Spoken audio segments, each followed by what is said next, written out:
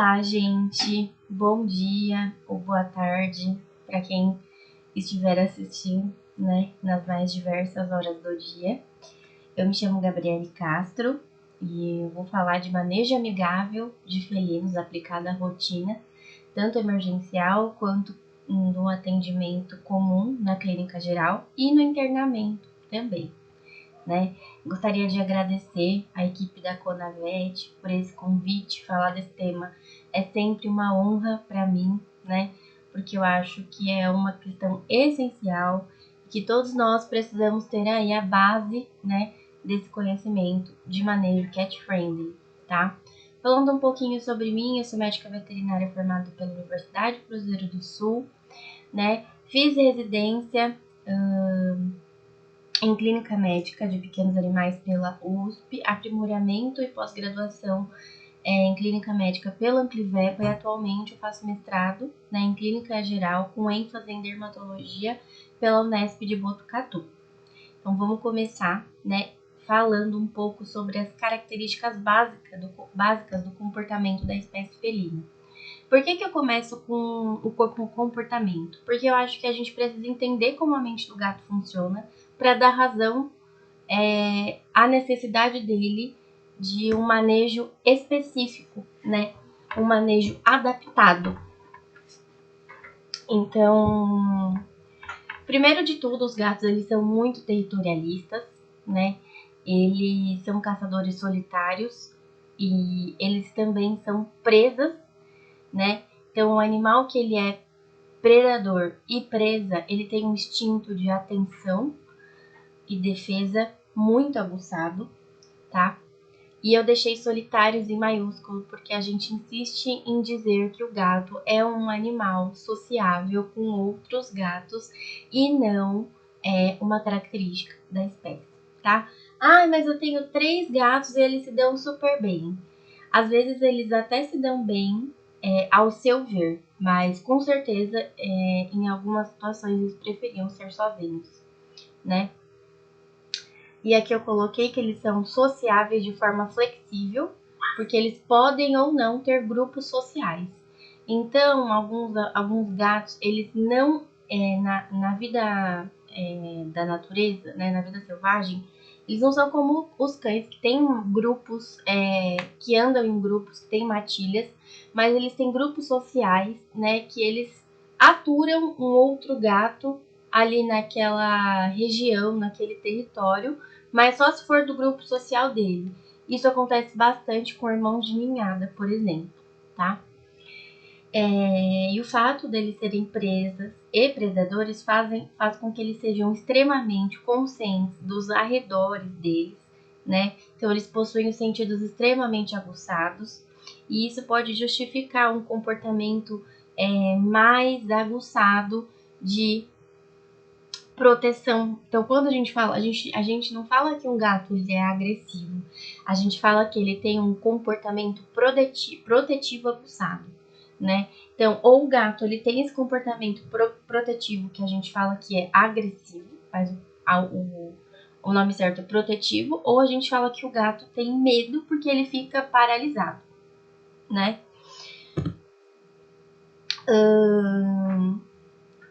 Eles são seres que escondem sintomas de doença, né? Porque como eles também são presas na vida selvagem, manifestar os sintomas de dor, parecer doente, torna-os presas fáceis para os predadores, né?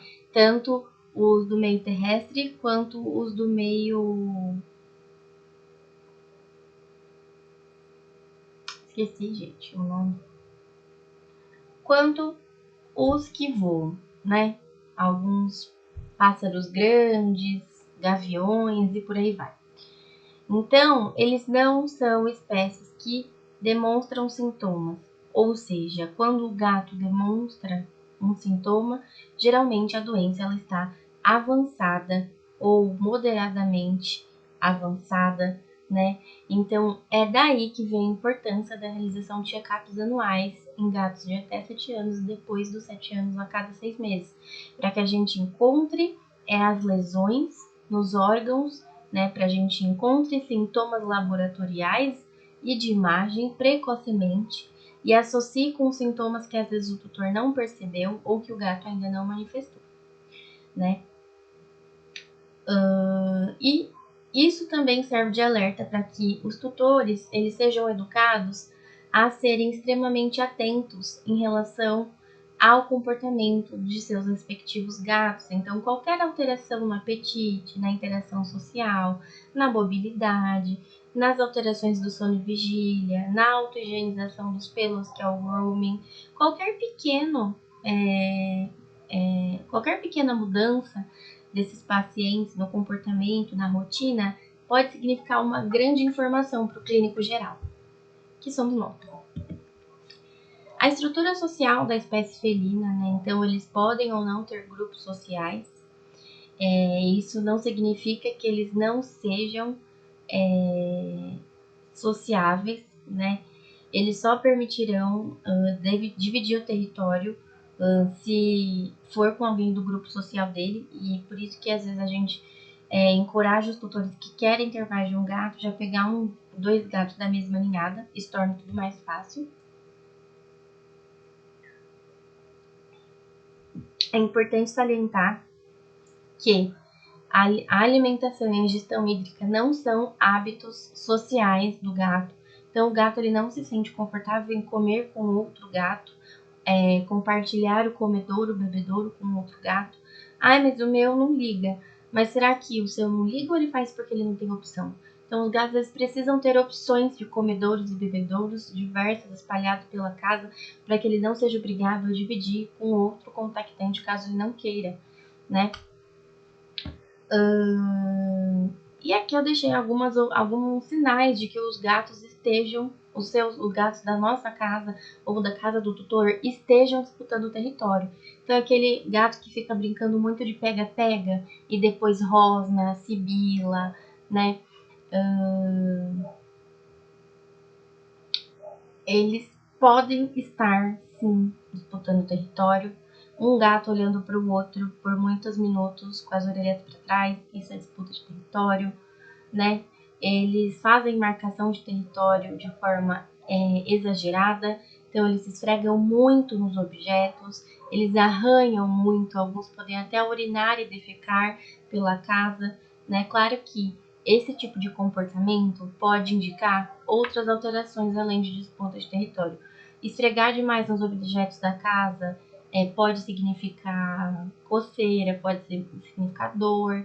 Arranhar demais pode significar um distúrbio de comportamento. Porém, no geral, isso pode também ser o gato querendo marcar território, porque quando ele se esfrega nos objetos, ele está deixando o feromônio dele lá, a identificação dele lá. A interação social deles, né? Então, eles são animais predominantemente noturnos, então os picos de energia do paciente felino, eles tendem a ser noturnos, eles querem brincar mais à noite, eles comem mais à noite, né? O hábito de esfregar-se nas pernas do tutor, ronronar, lamber, vocalizar, são sinais de interação positiva, né? Então isso deve ser estimulado. Os gatos que lambem demais os contactantes pode ser um sinal de que eles não aceitam tanto esse contactante, mas eles chegaram no nível que eles estão tentando deixar o cheiro deles, a marca deles no contactante, né? Então tem que tomar cuidado com isso. E é normal que um gato durma ali até 21 horas por dia, tá? Os gatos eles dormem o dia inteiro, eles só acordam para caçar e para comer. Então, qual é o objetivo do manejo amigável dos gatos? Como os gatos eles são territorialistas, sistemáticos, eles são presas da natureza, eles têm um comportamento protetivo aguçado, eles são encarados como seres menos domesticados do que realmente são, eles são encarados como seres traiçoeiros, né? Você já ouviu aquele ditado? Nossa, gato não gosta porque é traiçoeiro. Porque o gato ele tá sempre em alerta, o gato tá sempre com medo, né? Ele é uma presa na natureza.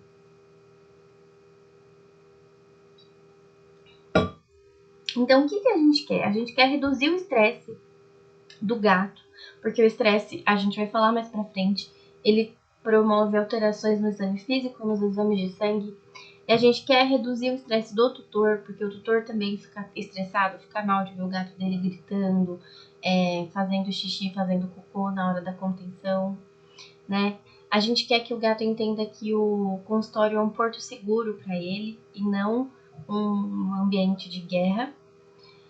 A gente, quando faz o manejo cat friendly, a gente diminui o risco de ser mordido, ser arranhado, né, pelo gato. Então a nossa segurança também aumenta e a segurança do paciente, porque às vezes o gato fica tão estressado que ele simplesmente morre na contenção, né? E com o manejo cat friendly a gente consegue fazer as coisas de forma mais completa, a gente tem um leque maior de possibilidades, porque o gato vai permitir o manejo, ele vai permitir ser tocado, ele vai permitir de uma forma melhor, ali você vai conseguir fazer as coisas.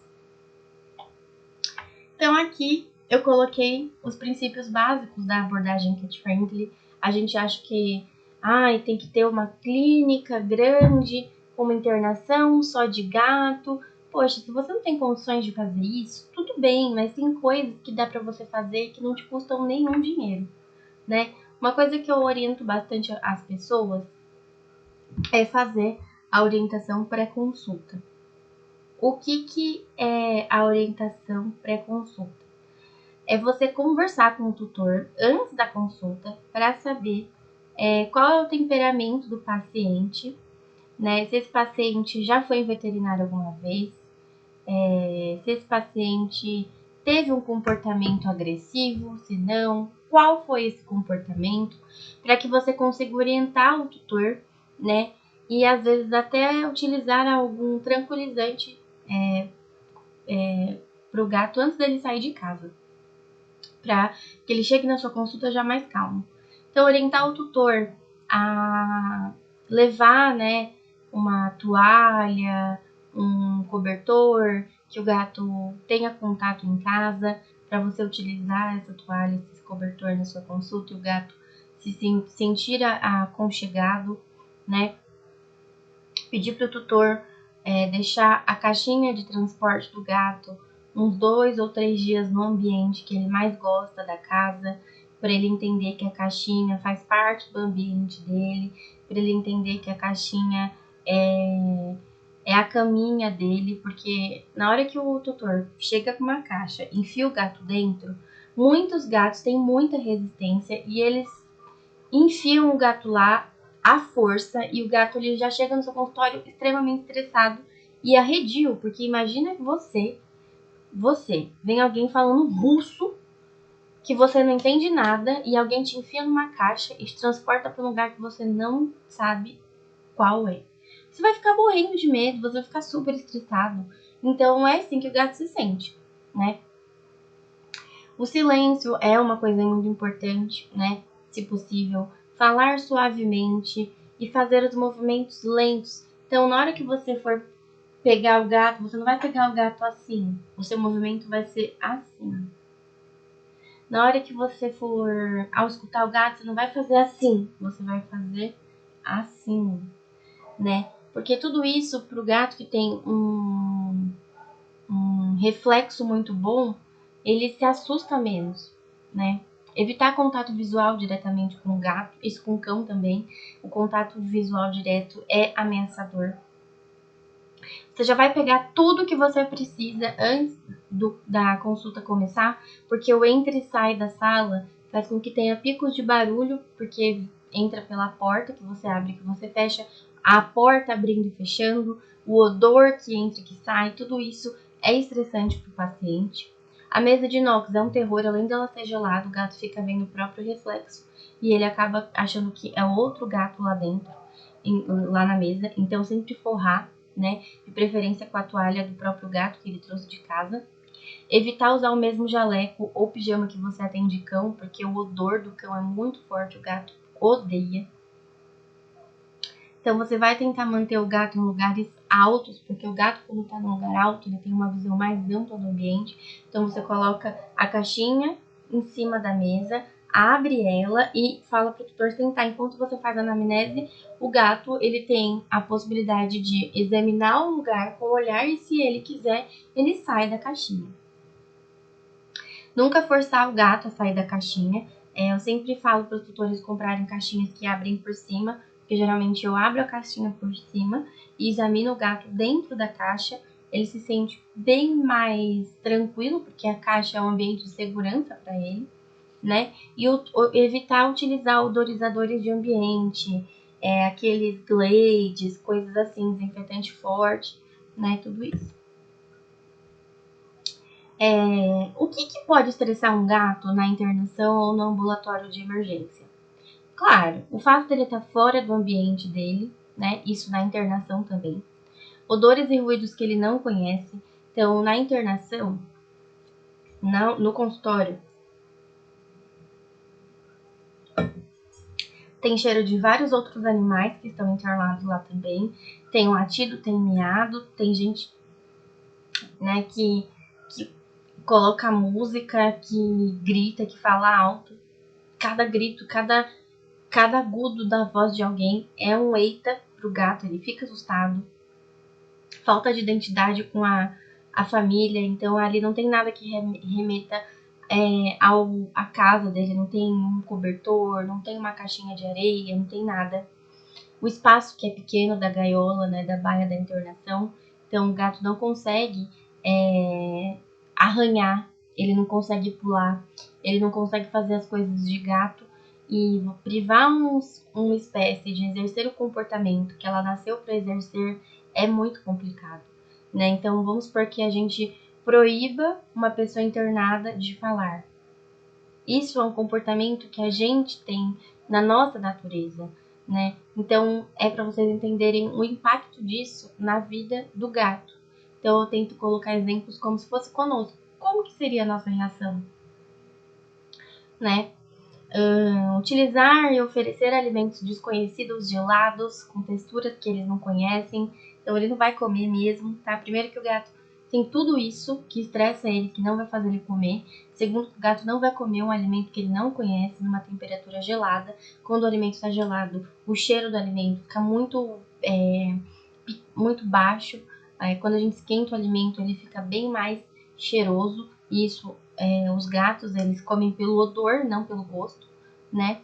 Dor, geralmente o gato internado, ele tem dor, né? Enfim, pancreatites, enterites, doenças renais, urolitíases. Eu já trabalhei em várias internações e eu vejo um gerenciamento da dor muito negligente com os pacientes. Exposição e manejo constante. Então, as internações, a gente tem os parâmetros a cada 4 horas. No gato, você vai fazer os parâmetros a cada 4 horas? Se ele tiver em um estado geral ruim, você até pode fazer. Mas, por exemplo, temperatura. Se o gato tiver normotérmico, não precisa fazer a temperatura a cada 4 horas. Faz a cada 8. Se o gato tiver com alguma oscilação de temperatura, tenta fazer axilar. Eu vou deixar depois aqui um exemplo para vocês. O gato precisa aferir a pressão a cada 4 horas, ele está estável? Vamos aferir a cada 8, a cada 12? Né? Então tem que ter bom senso, não é porque tá lá que é pra gente fazer. A gente está tratando um paciente, a gente tem que lidar com uma adaptação, não só do protocolo medicamentoso, mas também como do manejo. E cada gato tem um temperamento, tem uma necessidade. Não é todo gato que precisa de temperatura a cada 4 horas, de pressão a cada 4 horas. Você vai fazer o exame físico a cada 4 horas, mas tem muita coisa que você consegue fazer sem nem tocar no gato, né?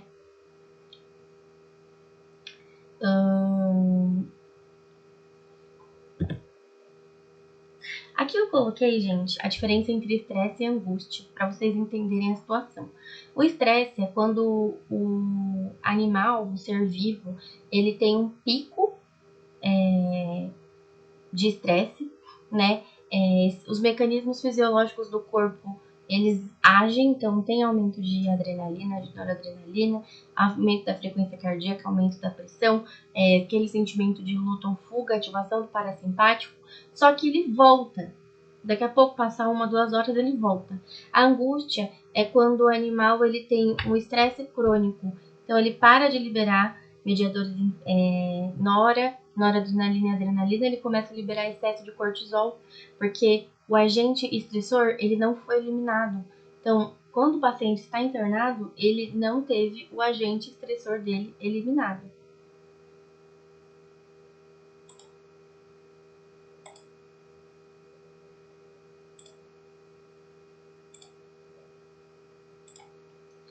Então, a gente, quando está lidando com um paciente internado, ele está em angústia. Quando a gente está lidando com um paciente com dor crônica, ele está em angústia. Ele já não está mais em estresse, né? E o estresse crônico, gente, ele é extremamente prejudicial ao paciente. O estresse, ele aumenta muito a liberação de mediadores inflamatórios. Isso compromete a recuperação de um paciente, né?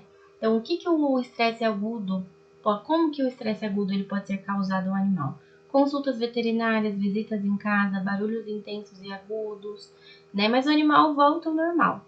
Causas de angústia e sofrimento, internações prolongadas, ambientes multicats, então, abrigos, casa com 10, 15 gatos, é um estresse crônico. Relações humano-gato forçadas, então você recebe uma visita, o seu gato foge da visita, ela vai lá, mesmo assim, pega ele, cheira ele, esfrega nele. Às vezes a visita tá com perfume, tá com creme, coloca o cheiro dela nele, né? Isso é extremamente estressante. Mudanças no ambiente externo, então você mudou a ração, ou você mudou a posição das coisas do gato, ou você fez uma reforma em casa, né? E qualquer outro fator que impossibilite o gato de exercer o seu comportamento normal é um estresse crônico. E assim, né? O que a gente tem como resposta de estresse?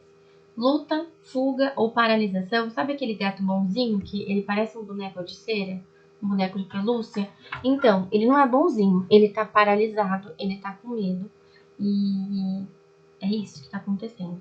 Como eu disse antes, o estresse crônico e o agudo, ele libera as toxinas extremamente inflamatórias, né? Essas interleucinas, elas interagem no organismo do animal e isso promove uma inflamação crônica ali naquele paciente, pode comprometer a evolução dele, né, do quadro dele. O fator psicológico, ele tem uma importância muito grande na recuperação de um paciente humano também, né? Então, pacientes que estão em internação prolongada em humanos, eles ficam deprimidos, eles desistem, eles ficam, né? Então, é uma questão muito delicada. Então, a gente tem que tomar cuidado com isso e pensar 2 vezes antes de internar um paciente felino. Ele realmente precisa dessa internação? Você está internando ele por quê? Ele precisa de acompanhamento? Ele precisa de medicação na veia? Ou você está internando ele porque você não sabe o que ele tem? Ou você está internando ele porque você não sabe o que fazer? A internação para o paciente felino é uma coisa delicada. É para todos os pacientes, mas para o gato mais ainda, né? Então a gente tem que tomar muito cuidado com isso. Eu acho que a gente interna demais. Então aqui eu coloquei todas as coisas que a gente avalia no paciente internado e, claro, na consulta também. Atividade, se ele está hiperexcitado ou se ele está prostrado. Isso pode indicar doenças hormonais, comportamentais, metabólicas, estresse também, apetite. Esse paciente está comendo muito, está comendo pouco. Estresse pode gerar inapetência, mas também inapetência é um sintoma super inespecífico de várias doenças. Consumo de água, o paciente está bebendo, não está bebendo água, está bebendo água em excesso, né? Gente, isso aqui na internação é muito crucial. O gato internado, ele não dorme.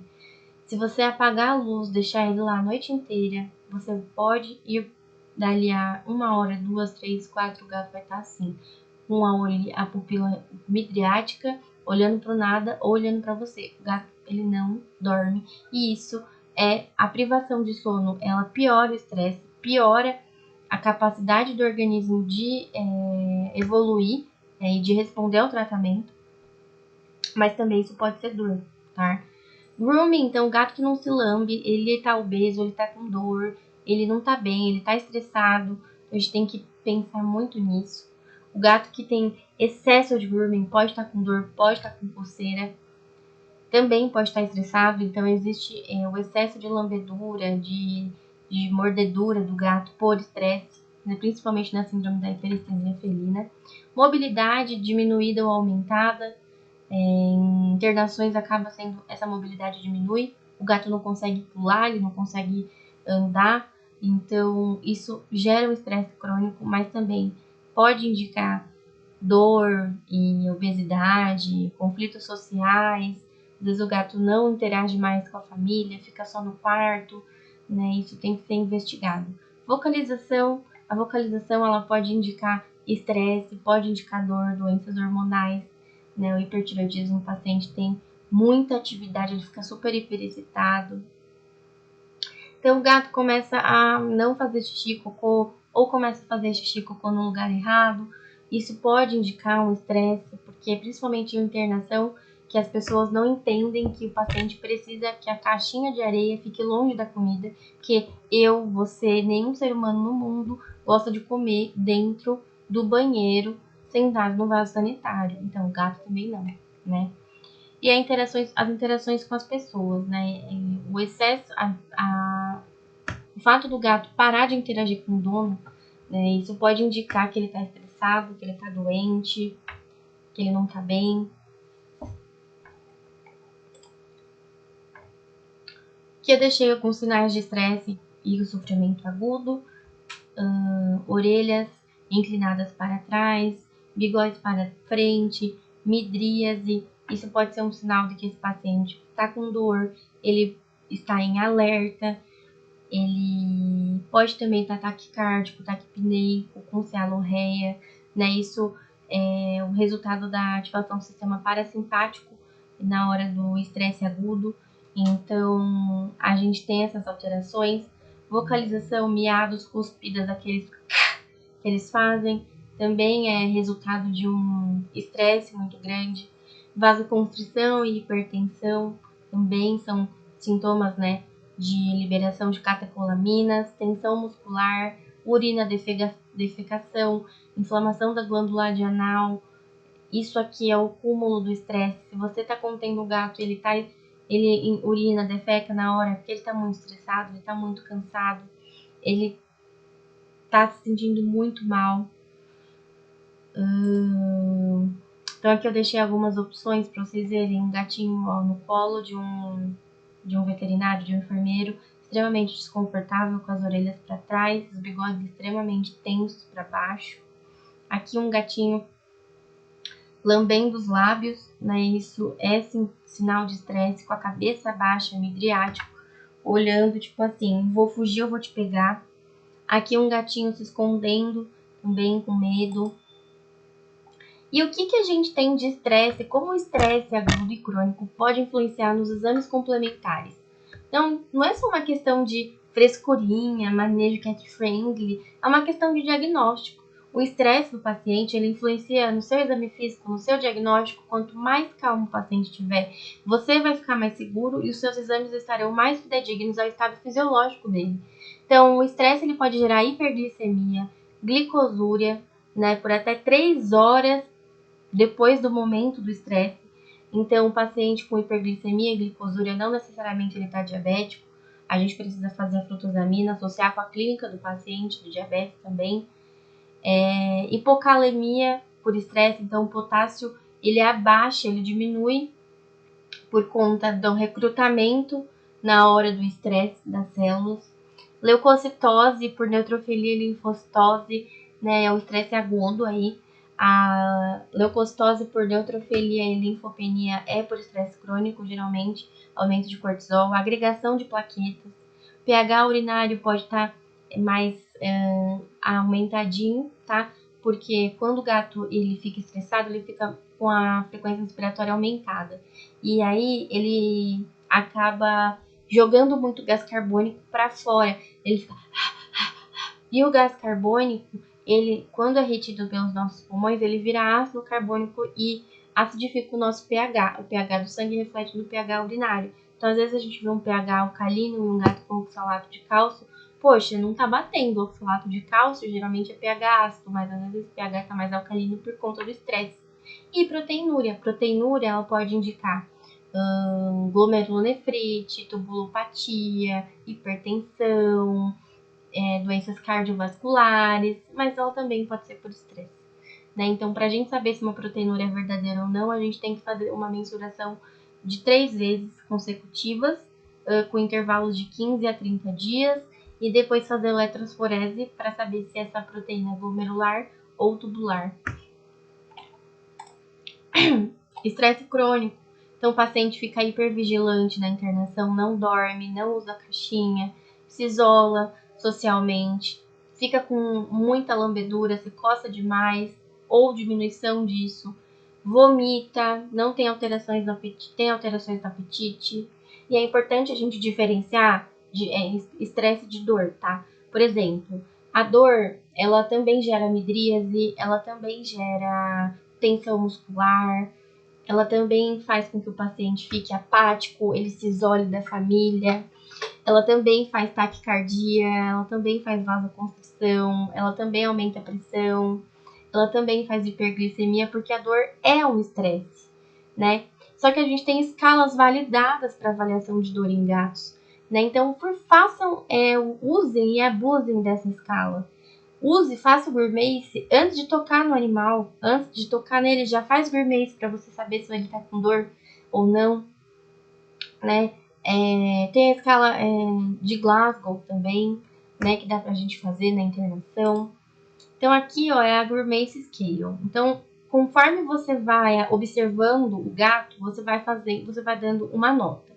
Quanto mais semicerrados estiverem os olhos, quanto mais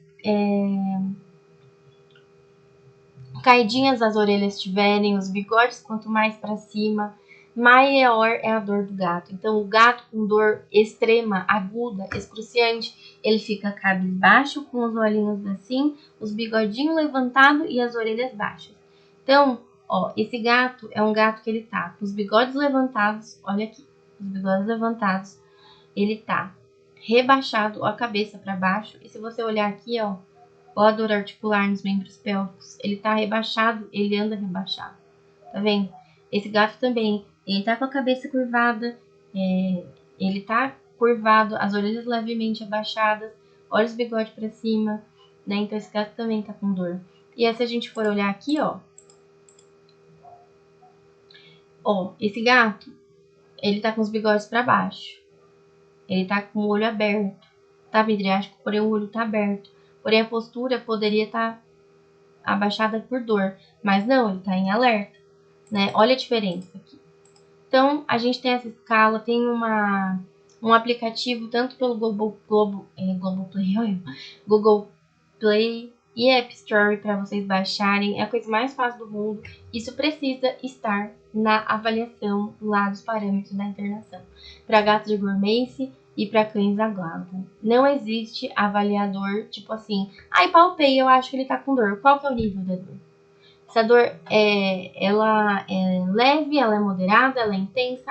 Eu acho que é intensa. Ele tá com carinha de dor. Não. Isso é muito ruim. O seu controle de dor ele vai ficar mal feito. Então, faça uso das escalas validadas. Não vai cair a mão de ninguém, tá? Então, como que a gente pode melhorar tudo isso? Agora eu falei tudo que o gato tudo que ele faz, né? Todas as consequências do estresse crônico e agudo na vida de um gato. Mas como que a gente pode diminuir, né? Manipular o gato somente o necessário. Então, aquilo que eu falei da internação, né? Evitar contato visual do gato com outros animais. Então, se você não consegue ter uma internação só de gatos, tenta colocar as baias da esquerda só para gatos, da direita só para cães. Tenta tirar as baias uma de frente para outra. Tenta deixar todas de lado para o gato não ver o gato da frente. Evita entre e sai na hora da consulta, né? Controle a dor, né? Atenue os sintomas. Ele tá com... Vai precisar fazer toracossintese? Ele permite ou não? Vai precisar sedar? Então, todo veterinário, ele precisa saber fazer uma tranquilização e uma sedação, né? Ele precisa saber a hora de fazer, quando fazer, como fazer. Isso é uma obrigação nossa. Evitar contenções desnecessárias, né? Então aqui no ambiente da internação, o frio, o ambiente gelado, ele é estressante para o gato. A gente tem que ter as gaiolas com esconderijos, que pode ser a própria caixinha de transporte do gato. Se possível, comedouro e bebedouro longe da caixa, com fonte de água. Música clássica ajuda muito. Arranhador dentro da baia. Cobertores que venham de casa, os comedouros que venham de casa, caixa de areia, pede para o tutor trazer de casa. Tudo de casa. A comida de casa, que o gato está acostumado, né? Então, aqui tem opções de internação. Ó, esse gatinho, ele tá com a caixinha de transporte dele aqui. Aqui tem os comedouros e provavelmente a caixinha de areia tá do lado aqui na frente. Esse eles fizeram uma caixinha de papelão, forraram para ele não ficar com contato com isso. Aqui tem a caixinha de areia, né? Aqui eles fizeram, então, improvisaram, ó, a areia tá aqui, a comida tá aqui, tá longe. Tem isso aqui que eles improvisaram pro gato parar, não ter contato com o animal da frente, né? Aqui é o ideal, mas a gente sabe que o ideal nem sempre é possível. Mas aqui a gente tem improviso, aqui a gente tem improviso, aqui a gente tem improviso. Me fala quanto custa isso aqui. Nada, né? Tem os feromônios, só que a gente usa errado. O feromônio tem que estar pelo menos 2 dias na tomada para ele fazer efeito. Não adianta ligar só 30 minutos antes da consulta para economizar o freeway. Esse daqui ele tem que ser borrifado no cobertor ou na caixa que o animal vai fazer uso, pelo menos 15 minutos antes do uso. E a interação humano-animal, né? Falar baixo, gestos lentos, calmo, tom de voz linear, não ficar fazendo nuances com a voz assim, né? Chegar na sala do gato já com todas as coisas para você evitar entra e sai. Evitar perfume, o odor pro gato é uma coisa que estressa muito, né?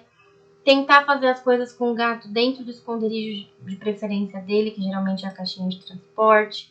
Mínima contenção. Então, associar aquele momento a coisas boas. Então, dar um petisco, né? Não manipular o gato de frente para ele, sempre do lado ou de costas. Fazer manejo das regiões dolorosas por último. Então, a avaliação de dor é a última coisa que eu faço na minha consulta, por exemplo. Eu até coleto sangue, faço tudo antes, porque a dor ela vai aumentar minha frequência cardíaca respiratória, vai aumentar minha pressão, né? Fazer o cafuné, oferecer petiscos durante a consulta. Então, aqui a gente tem o mínima contenção, aqui ele está enrolado, uma cobertinha dele, coleta de um lugar que o gato ele tenha menos resistência. Aqui uma vacina enquanto ele come. É importante sempre usar um alimento que ele não coma em casa, para ele não chegar em casa e rejeitar o alimento dele, porque ele associou a ida ao veterinário. Coleta de catéter, esse tipo de coleta aqui é muito legal, porque o gato, se ele dá um puxão, sua agulha não vai sair, seu catéter tá ali, sabe? Eu coleto basicamente só assim de gato. Coleta de urina com gato de pé, né? Então, aqui a veterinária avaliando o gato sentada do lado dele e não de frente para ele. Contenção com cobertor, momentos de cafuné, de escovação, se o gato, principalmente se o gato não fizer grooming. Aqui, colocar uma toalha em cima do gato na hora de conter, né? Não fazer a pressão do gato com esse barulho ensurdecedor, usar o fone de ouvido. O gato ele tem uma audição extremamente aguçada e sensível, então isso aqui deixa a gente surdo. Imagina o gato. Temperatura, existe a possibilidade de fazer a temperatura axilar, debaixo aqui da axila, tá? É claro que a retal é a melhor e é a de eleição, mas tem trabalho falando da temperatura axilar. Então, se for um gato que ele não tem febre, dá para você usar a internação. Se for um gato que veio para sua consulta, sei lá, porque tá com otite, né? E você examinou, ele tá bem e ele não deixa manipular a região aqui atrás, faz a temperatura axilar, né? Ela ajuda. Avaliar a expressão facial, né? Aqui eu deixei as expressões que o gato pode estar se sentindo ameaçado. Aqui ele tá olhando, provavelmente o veterinário. Aqui, ó, o veterinário se aproximou, ele já ficou com o bigode mais tenso, mais achatado o focinho, o olho mais semicerrado e as orelhinhas aqui, ó, para baixo. né? Tem esse trabalho que fala da expressão facial dos gatinhos. Aqui de novo a escala de Vermees, para vocês, tá vendo? Verem aqui, pontua 1 a cada sintoma. Então, se ele tá com as orelhas ligeiramente afatadas, 1. Olhos parcialmente abertos, 1, né? Aqui é 2 para cada... Porque você vai ver, se o gato tá mais preso, tá mais preso. Aí você vai pontuar 1, aqui você vai pontuar 2. Se o gato pontua mais que 4, ele já tá com dor, já tem que fazer resgate, né? Então aqui é o gatinho que a gente viu. Ó, aqui ele não tá muito confortável, mas até que ok. Aqui ele já... Ó, ele já arqueou a coluna, já abaixou a cabeça e já abaixou a orelha. Depois falam que gato é traiçoeiro. Olha o tanto de sinal que ele tá dando. Aqui, o veterinário, ele provavelmente ele desistiu de fazer assim, de ir com tudo pra cima do gato, resolveu brincar, pra dar uma descontraída, né? E aqui, o gato tá um pouco mais calmo que aqui, mas ainda ele não tá muito feliz. Jamais pegue um gato pelo cangote, tá? Aí vocês vão ouvir alguém falando, ah, mas os gatos, as mães pegam os gatos assim. Gente, vamos lá. Um predador aéreo, ele pega o gato pelo cangote também.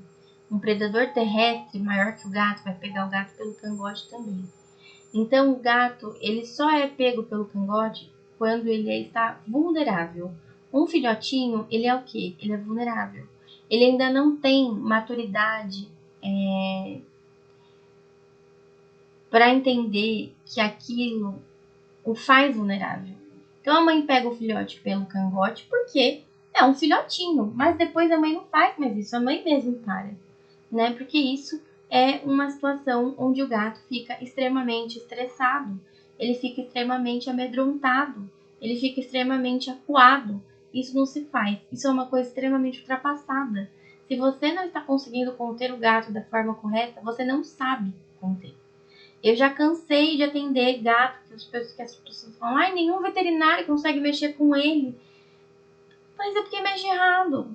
Porque faz tudo errado na consulta, né? Então, assim, tudo é uma questão de manejo, né? De abrir a mente pro novo. Isso já até é velho, mas ainda assim as pessoas não sabem, tá? Aqui eu deixei o site da Cat Vets, tá? A AFP, ela tem guidelines de tudo quanto é coisa para gato, de PIF, de uso de antimicrobiano, de tudo. Aqui são 2 sites que tem vários cursos gratuitos para veterinários, é super legal. E o meu muito obrigada a todos que assistiram a minha palestra. Novamente, obrigada, Conavete, pelo convite. É sempre uma honra. Quem tiver dúvida pode me mandar e-mail ou manda mensagem no WhatsApp. E todos os artigos que eu utilizei nessa palestra estão aqui nesse QR Code. É só escanear, vocês vão cair no meu Drive com todos eles. Muito obrigada e um bom descanso ou boa palestra a todos que forem assistir em outras.